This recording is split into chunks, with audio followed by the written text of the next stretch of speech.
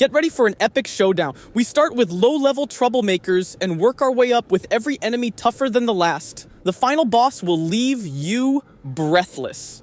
Buckle up as we count down the greatest villains Luffy has ever faced. Stay with us through this fun adventure. Y'all, let me tell you about the most extra villain in East Blue, Captain Kuro. This man really spent 3 whole years pretending to be a butler named Klahadore just to steal some rich girl's inheritance. Talk about commitment to the bit. His signature move, the pussy foot maneuver, sounds like something a cat YouTuber would name their channel, but it's actually him running around like a crackhead with Wolverine cosplay claws. My guy was slicing up everything in sight, including his own crew. For someone nicknamed Captain of 1,000 Plans, his master strategy was basically run fast and hope for the best. The funniest part? When Luffy showed up, all those years of planning got crushed faster than my motivation on a Monday morning.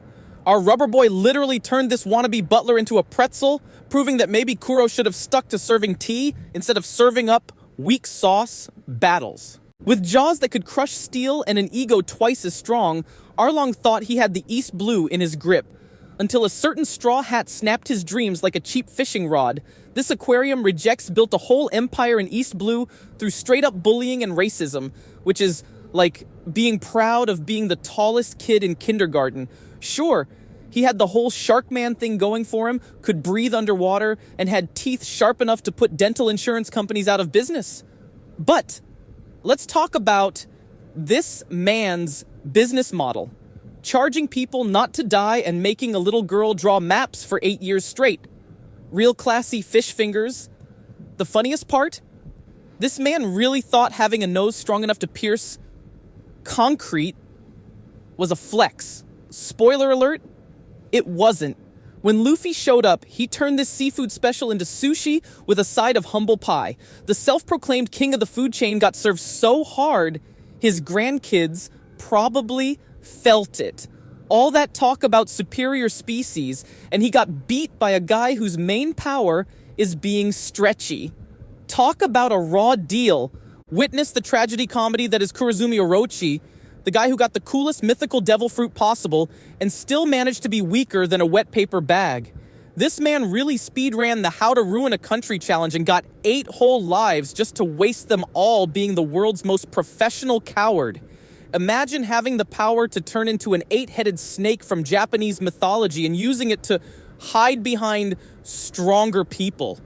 My guy was running a whole country into the ground while cosplaying as a bargain bin Hydra. The best part? He thought having 8 heads made him untouchable, but turns out having 8 heads doesn't help when you don't have a single brain cell in any of them. Orochi's entire villain career is basically a masterclass in how to have every possible advantage and still end up as everyone's least favorite snake in the barrel.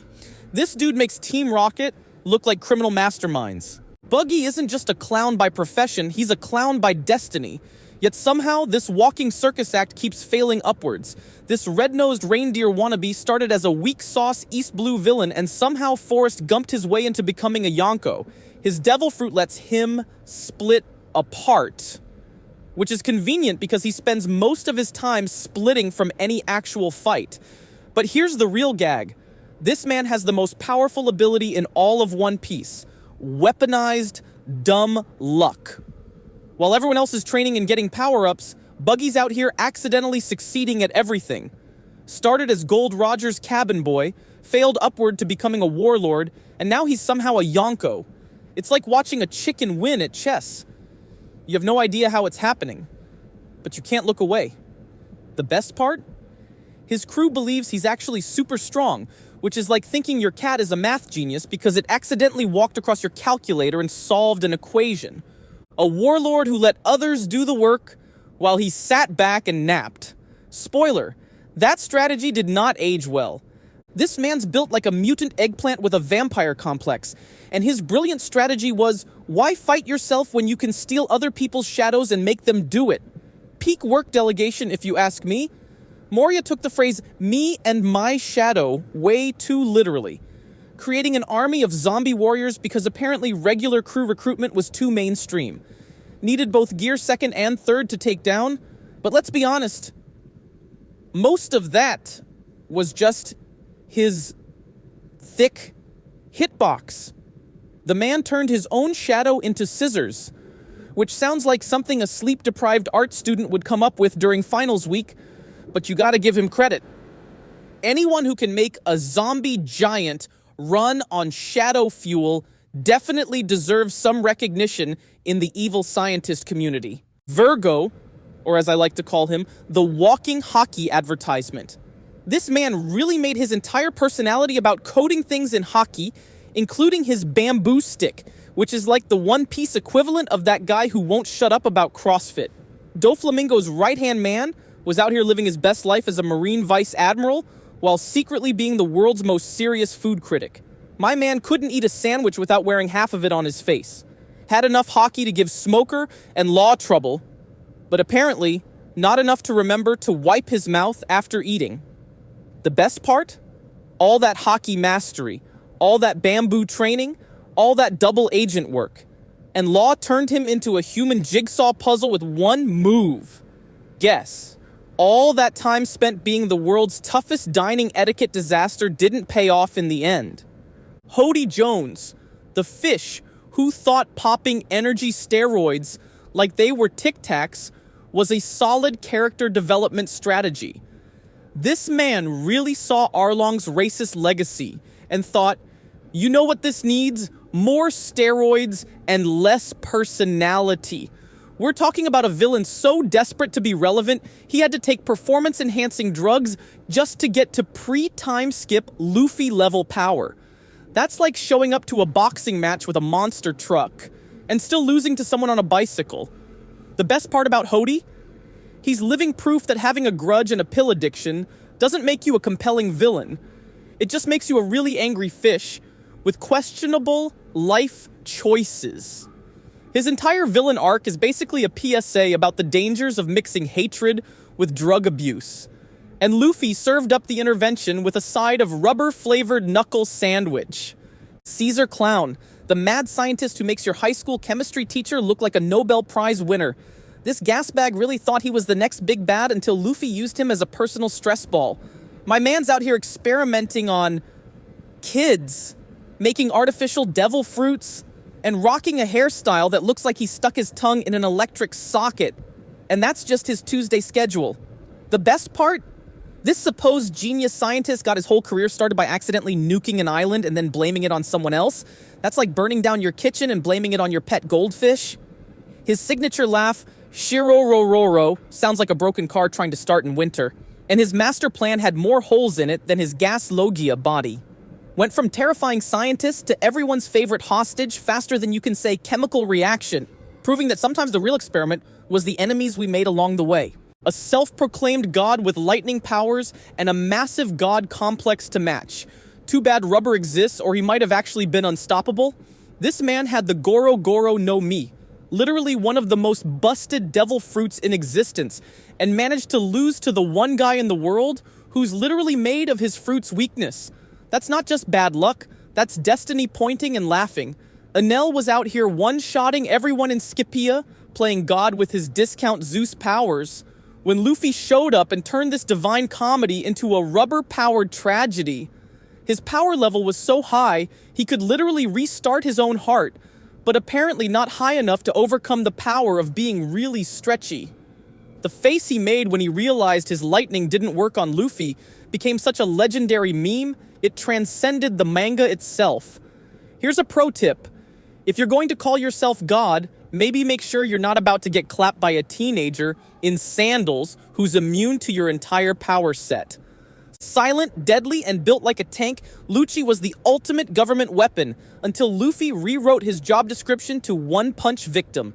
This man really said, you know what would make assassinating people cooler? Turning into a leopard! With a Doriki level over 4,000, which is basically the CP9's way of saying, this dude lifts, Lucci was basically the gym bro of government assassins. My man mastered all 6 styles of Rokushiki and then said, nah, that's not enough, and invented a 7th one just to flex. The best part?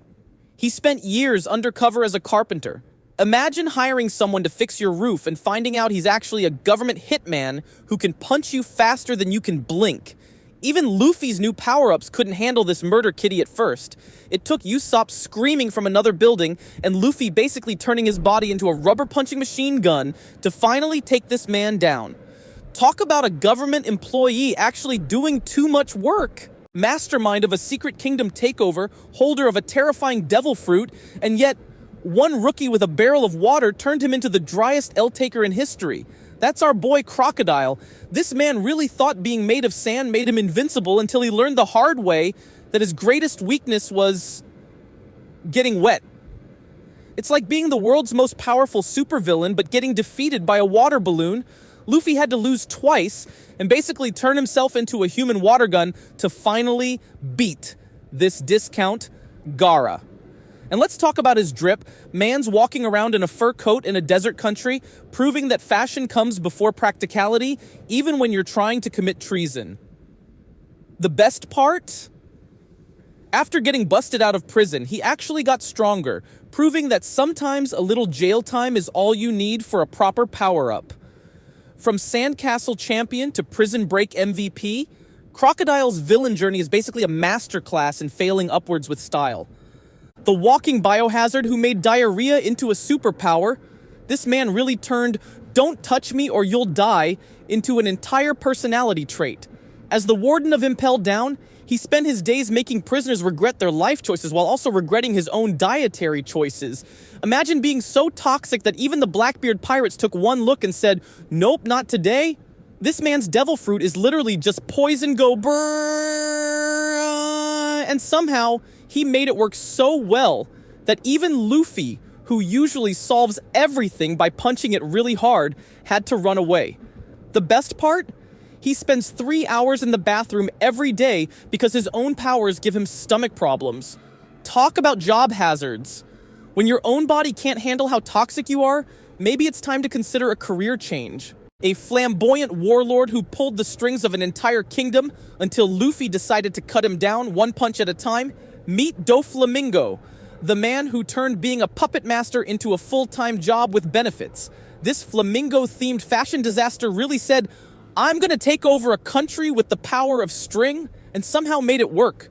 We're talking about a guy who wears sunglasses 24/7, rocks a feather coat that would make Big Bird jealous, and still manages to be one of the most terrifying villains in the series. My man's out here treating an entire country like his personal puppet show, running the black market like it's Amazon Prime, and making everyone call him Young Master, like he's in some medieval cosplay. The best part?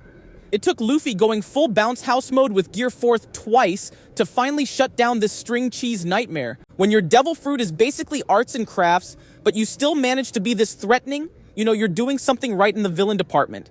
Kuma, the man who turned talk to the hand into a whole fighting style.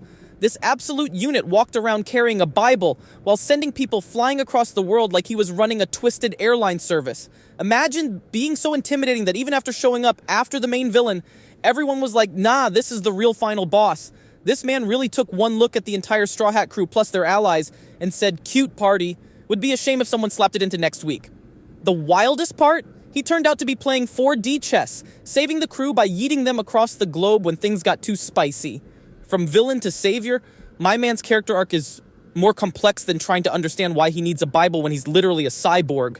Meet Green Bull, the admiral who took going green way too seriously. This man really said, "I'm not eating for 3 years," and then showed up looking like he just stepped out of a fitness magazine. Makes you wonder if photosynthesis counts as a diet plan. With his Mori Mori no Mi, he's basically Captain Planet's evil twin who can turn into an entire forest and probably judges you for not recycling. Got a bounty of 3 billion berries, which is impressive considering he's basically a walking Whole Foods. Showed up in Wano acting all tough, but got sent packing faster than a vegetarian at a barbecue contest. Still, anyone who can make plants terrifying deserves some respect. My man turned touch grass into a legitimate threat. Oh look, it's everyone's favorite lazy light bulb, Kizaru. This man moves at the speed of light but talks like he's stuck in slow motion. Make it make sense. Imagine having the power to move at light speed and still showing up late to everything with that "ooh, my bad" energy. rolled up to Sabaody and turned the Supernova's victory party into a light show of pain, all while looking like he'd rather be taking a nap, currently leading a fleet of 100 ships to Egghead like it's a Sunday cruise.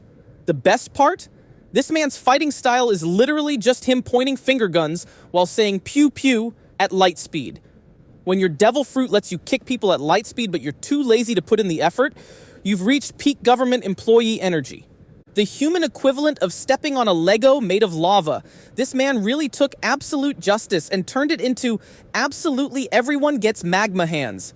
Started as an admiral who thought the best solution to every problem was more magma.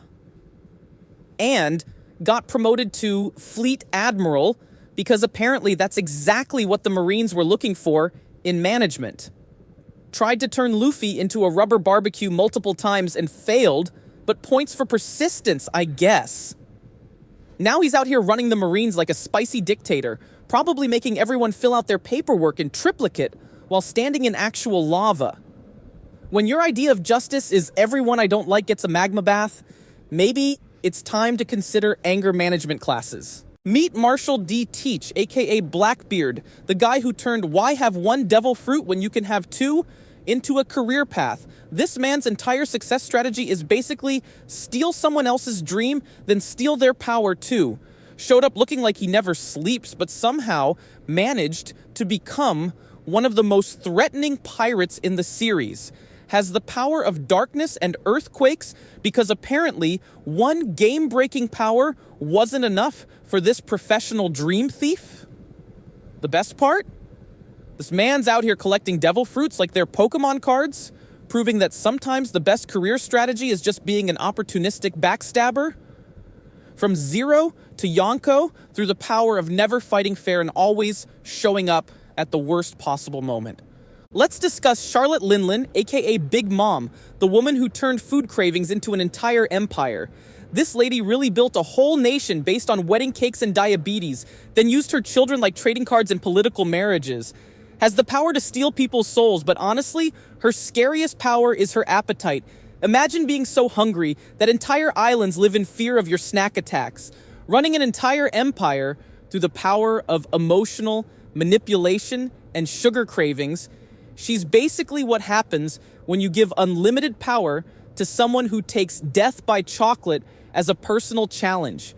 With a bounty of 4.3 billion berries, she's proof that sometimes the scariest villain is just a mom who hasn't had her afternoon tea. When your entire fighting style is based on having a temper tantrum because you missed dessert, but it actually works, you know, you're doing something right in the villain department. The walking midlife crisis with scales. This man's hobby is literally trying to kill himself because he's too strong to die. Talk about task failed successfully. With a bounty of 4.6 billion berries? He's basically what happens when you max out all your stats in a video game and get bored. Turned into an Eastern dragon because apparently being the strongest creature alive wasn't extra enough. My man's out here collecting Zoan users like they're trading cards, running a country through the power of depression and alcoholism, and still finding time to yeet people off Sky Islands as a job interview technique. The best part? He's beaten Luffy more times than most people have had hot meals, but still can't beat his own existential crisis. When your idea of a good time is getting drunk and falling from the sky, maybe it's time to consider therapy instead of world domination. Meet Garling Figureland, the man who makes other celestial dragons look humble. This dude's basically what happens when you give unlimited power to someone who peaked at God Valley and won't shut up about it. Possibly Shank's dad, which would explain all the daddy issues in one piece. My man's running the Holy Knights like it's his personal fantasy LARPing group, but somehow making it terrifying. When even Dragon, the world's most wanted man, is like, yeah, maybe let's not mess with that guy. You know he's not just another spoiled noble in a bubble helmet. The Champion of God Valley title probably isn't just for show, but let's be real. Anyone who needs Saint in their name is probably compensating for something. Introducing Saturn, the elder who took Let Me Speak to Your Manager to a cosmic level, shows up to Egghead like he's doing a performance review, but actually trying to delete Vegapunk from existence, transformed into a Gyuki yokai. Because apparently looking like an ancient businessman wasn't scary enough. This man really squared up with Gear 5 Luffy like he was filing a complaint at customer service. The best part? He called in all his elder buddies to the party because one supernatural being wasn't enough to handle a rubber boy and his friends. When your solution to everything is summon the manager squad, you might be taking the corporate structure a bit too seriously. All right, let's speed run through these three because they're basically what happens when you give mythological powers to a corporate board. Topman Warcury's out here with his Feng Shi powers like he's trying to win a supernatural Halloween costume contest. Number 3 in the rankings, but probably number 1 in most likely to ask for your TPS reports. Shepherd Jupiter said, "I'm going to become a sandworm," and somehow made it professional. Swallowed Luffy whole like he was having a business lunch. When your power move is becoming a giant worm in a suit, you're really committed to standing out in board meetings. Marcus Mars decided being a bird-snake-human hybrid was the move. Man's got razor-sharp feathers and a face that looks like it was designed by a committee that couldn't agree on what animal they were going for. It's like someone described a mythological creature over a bad phone connection. Here's Nusjuro, the elder who thought, you know what this ancient governing body needs? More swords? Carrying around the Shodai Kitetsu like it's a corporate credit card. My man really took out 30 pacifistas without breaking a sweat, proving that sometimes the HR department really can ruin your whole day. When your job interview includes showing off your sword skills instead of your Excel proficiency, you know the workplace culture is a bit intense. Finally, we've got Emu, the ultimate my boss's boss of One Piece. So secretive that even their existence is a spoiler, has the power to delete entire kingdoms like they're clearing their browser history. Sitting on the empty throne, like it's a work-from-home setup, running the world's longest remote meeting. The best part? They've got everyone thinking the 5 elders are in charge while they're playing 5D chess with the entire planet. When your management style includes ghost running the world government and occasionally deleting countries from existence, you might be taking quiet leadership a bit too far. And that's a wrap on our epic showdown. If you enjoyed the ride, hit that like button, drop a comment, and subscribe for more epic adventures. Stay hyped, and see you next time here on 7 Seas.